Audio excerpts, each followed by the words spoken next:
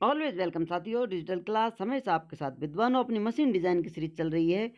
जो भी कंटेंट अब तक आपने पढ़ा है और आगे इस वीडियो में पढ़ने वाले हैं, सारा कंटेंट आपको पीडीएफ फॉर्मेट में अवेलेबल है। जिस तरह से mechanical engineering general knowledge series complete available है। इन नोट्सों का इस्तेमाल आप SSC, RRB, state, JEE, GATE, BTech, AMI के एग्जामिनेशन के लिए कर सकते हैं। इससे पिछली वीडियो में हमने जाना था किस प्रकार से स्ट्रेस की दुनिया में फ्लक्चुएशंस आते हैं और किस प्रकार से विद्वान अपना अपना पॉइंट ऑफ व्यू रखते हैं अलग अलग तरीके से। ज़रूरत होती है साथियों, वो या कहा जाए आवश्यकता आविष्कार की जननी होती है। तो इस प्रकार से जैसे जैसे आवश्यकता बढ़ती है, डिमांड बढ़ती है, कुछ नए एक्सपीरियंस फॉलो करते आते हैं, तो साइंटिस्ट, इंजीनियर लगातार उस फील्ड में काम करते रहते हैं और नया कुछ हमें दे देते हैं जिससे अपना आगे काम चलता रहे। तो पिछली वीडियो में हमने एम्पलीट्यूड और जो मीन स्ट्रेस है उसमें किस प्रकार से ग्राफ बनाए जाते हैं, सोडरबर्ग, गुडमैन्स लाइन, गर्वर्स पैराबोला, किस प्रकार से अपना अपना क्राइटेरिया देते हैं, किस प्रकार इन्हें हम फॉलो करते हैं, क्या कारण है जो इन्हें फॉलो करते हैं, अलग अलग सारी चीज़ें क्यों आ रही हैं, किस प्रकार से आ रही हैं, ये सब हमने डिटेल में जान लिया था। सोडरबर्ग का क्राइटेरिया देख लिया था या उसकी इक्वेशन देख ली थी। उसके बाद गुडमैन्स का क्राइटेरिया भी देख लिया था, ये इक्वेशन प्राप्त होती है। अब इनमें से कौन सा यूज किसका होता है? It is suitable for brittle material. यहाँ पर जो गुडमैन्स का क्राइटेरिया आपको नजर आ रहा है, ये अल्टीमेट स्ट्रेंथ पर डिजाइन किया जा रहा है, तो डक्टाइल मटेरियल के लिए इसे हम इस्तेमाल कर सकते हैं। और इसके बारे में और कुछ बताया जाए, it is easier to solve, इसे सॉल्व करना आसान होता है, एंड मोर कंजर्वेटिव टू, ये किससे कंपेरिजन हो रहा है? More conservative compare to Gowers criteria. Gowers criteria से देखा जाए तो ये मोर कंजर्वेटिव है।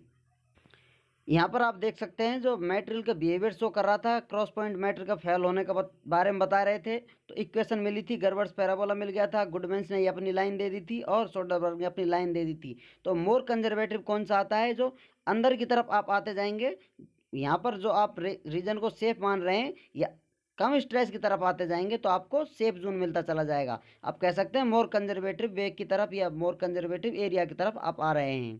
अब आपको यहाँ पर स्ट्रेस बताया जा रहा है, ये लिमिट बताई जा रही है, पैराबोला के द्वारा बताई जा रही है, गुडमैन के लाइन के द्वारा बताई जा रही है, और यहाँ पर ये लाइन बता रही है एंड्योरेंस स्ट्रेंथ की, जो सभी बता रहे हैं आपको।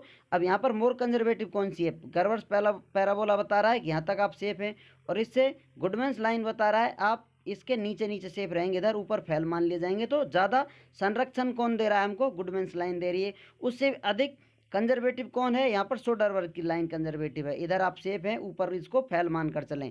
ये सब सोडरबर्ग आपको बता रहे हैं। तो मोर कंजर्वेटिव वो है जो आपको कम स्ट्रेस पर काम करने की नसीहत दे रहा है।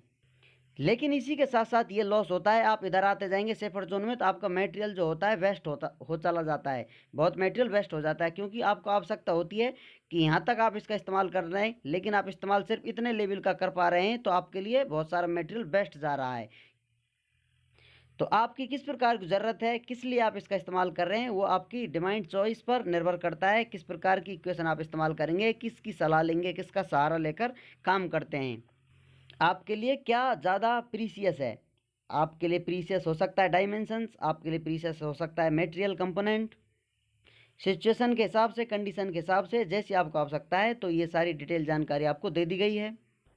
अब आपने स्ट्रेट लाइनों के बारे में जान लिया है, गर्वर्स के पैराबोला के बारे में जान लेते हैं। यदि इसको इक्वेशन में आपको पढ़ाना हो तो किस प्रकार से आप इक्वेशन दे सकते हैं? गर्वर्स क्राइटेरिया, यहाँ पर जो हम इस्तेमाल करते हैं गर्वर्स क्राइटेरिया को ब्रिटल मटेरियल के लिए इस्तेमाल करते हैं।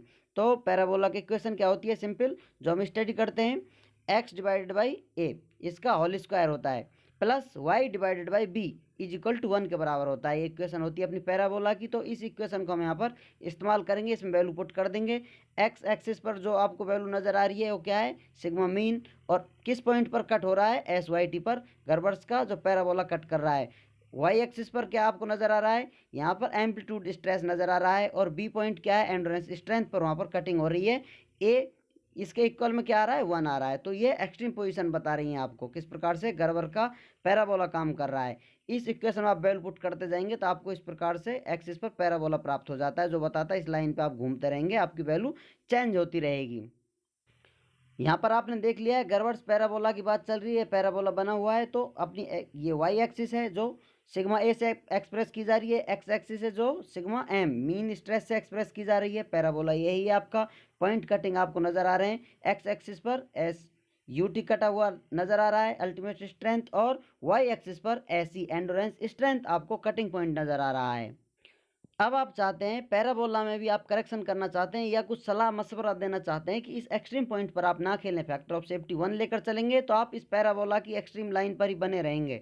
आप चाहते हैं इसके अंदर रहें तो आपको फैक्टर ऑफ सेफ्टी लेना होगा, बाहर जाएंगे तो आप कंपोनेंट जो है मटेरियल फेल हो जाएगा। तो use of factor safety of factor, sorry इसे उल्टा पढ़ दिया गया है, फैक्टर ऑफ सेफ्टी आप इस्तेमाल कर सकते हैं, जो भी कितनी हो सकती है आपकी रिक्वायरमेंट के हिसाब से, आप कितना सेफ लेकर चलना चाहते हैं कंपोनेंट को।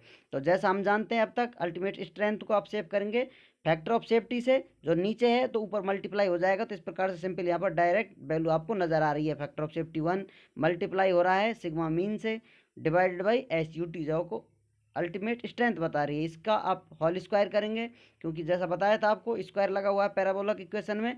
प्लस अब आप आते हैं वाई एक्सिस की तरफ, फैक्टर ऑफ सेफ्टी यहाँ पर एंड्रेंस स्ट्रेंथ से फैक्टर ऑफ सेफ्टी लेंगे, जो ऊपर चला जाएगा मल्टीप्लाई होगा फैक्टर ऑफ सेफ्टी 2, और जो एम्पलीट्यूड है, एम्पलीट्यूड स्ट्रेस है, उससे मल्टीप्लाई हो रहा है फैक्टर ऑफ सेफ्टी जो 2 है अपना, इज इक्वल टू 1 के बराबर। इस प्रकार की इक्वेशन हम लिख सकते हैं, जो अभी आपने देखी थी। इसमें सिर्फ आपने वैल्यू पुट कर दी है और न्यूमेरिकल डाटा आपको दिया हुआ होगा, तो उसमें ये आपको वैल्यू दी हुई होंगी, फैक्टर ऑफ सेफ्टी 1 क्या है, 2 क्या है, एम्पलीट्यूड क्या है, इनमें से कुछ वैल्यू दी हुई होंगी, कुछ वैल्यू आपको पूछी जाएंगी, तो आपको बताना होगा, आसानी से संतोषजनक जवाब देना होगा, क्योंकि ये शब्द ही हैं जो आपकी महानता को, आपके विवेक को प्रदर्शित करते हैं, किस प्रकार से आप सामने वाले को संतुष्ट कर पाते हैं। तो ये क्वेश्चन हमने आपको दे दी है, जी चाहे यहाँ इसका इस्तेमाल करें।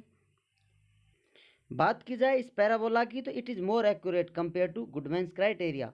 शुद्धता की बात की जाए, एक्यूरेसी की बात की जाए, तो ये ज़्यादा एक्यूरेट है, जो आपको वास्तविकता बता रहा है।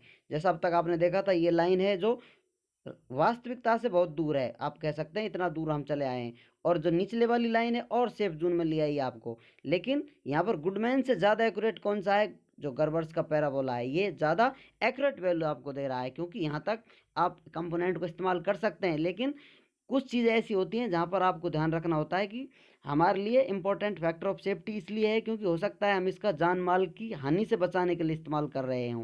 कहीं हो सकता है कुछ काम चल रहा हो, टूट भी जाए तो बहुत ज़्यादा नुकसान नहीं, और कहीं कहीं टूट जाए तो इतना भारी नुकसान हो सकता है जिसकी आप भरपाई नहीं कर पाएंगे। ये आप चाहते ही नहीं है जीवन में कोई ऐसा इंसिडेंट आए जो इस प्रकार की घटना को जन्म दे जाए, इसलिए बहुत ज़्यादा सेफ रीजन में जाकर हम काम करते हैं।